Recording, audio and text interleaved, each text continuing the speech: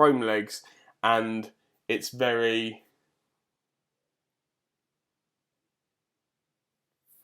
That whole video, I've had a fucking sesame seed attached to my mouth.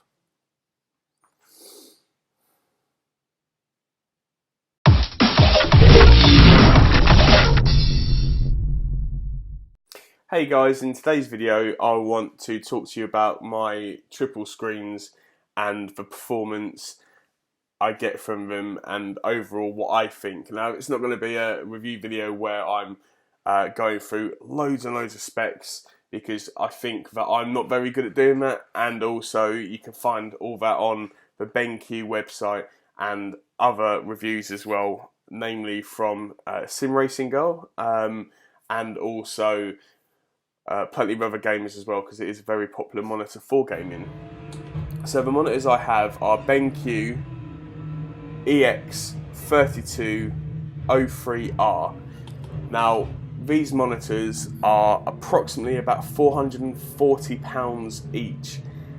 They can be found on many different websites: Amazon, The Box, eBuyer. Just to let you know, the current prices as of today, the 31st of October, is £379.99 for Amazon, £518 for The Box, and £440 for eBuyer.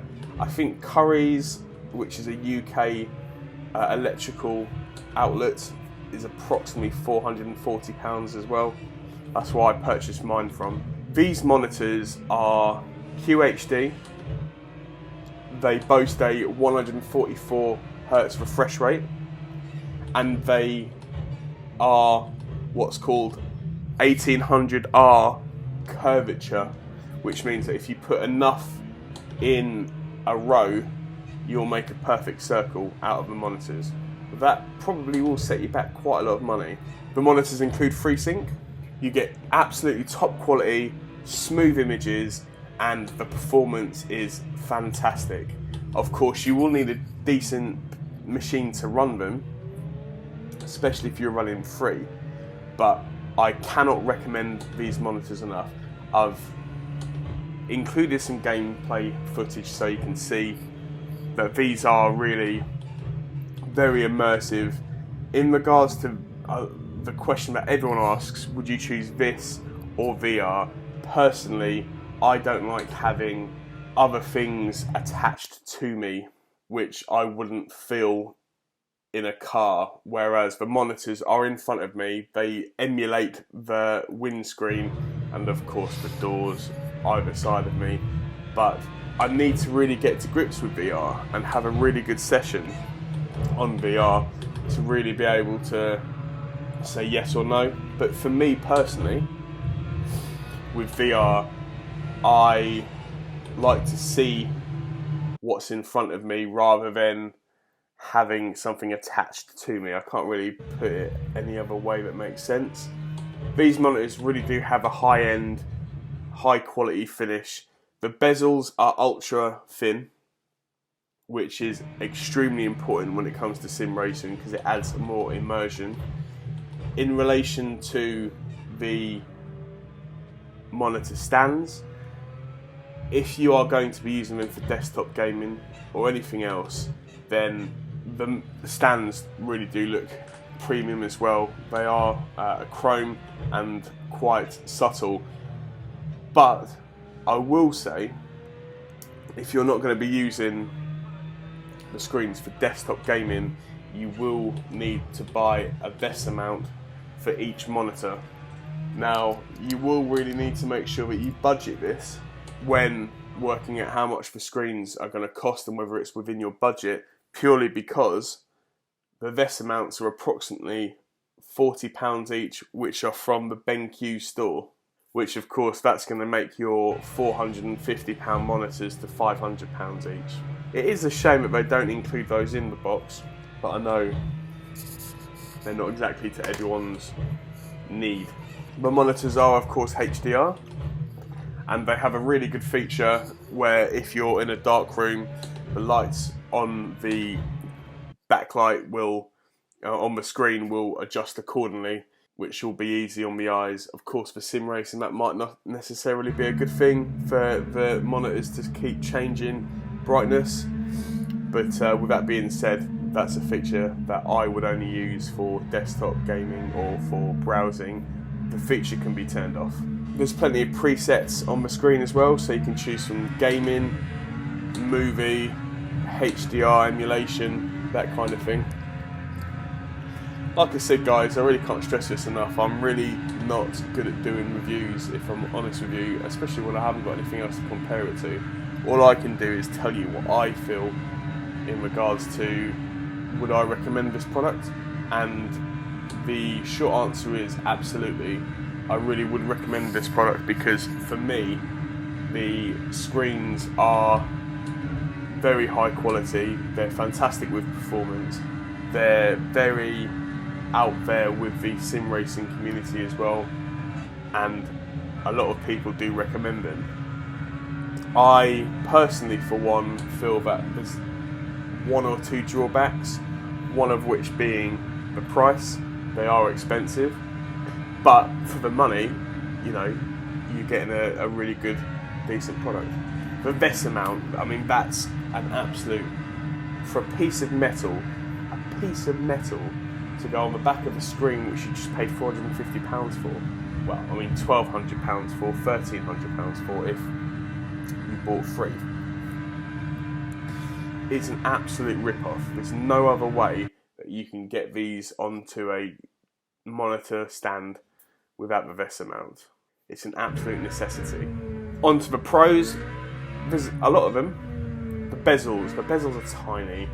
The bezels are not even really noticeable on the footage, especially when you're immersed in your race at the time.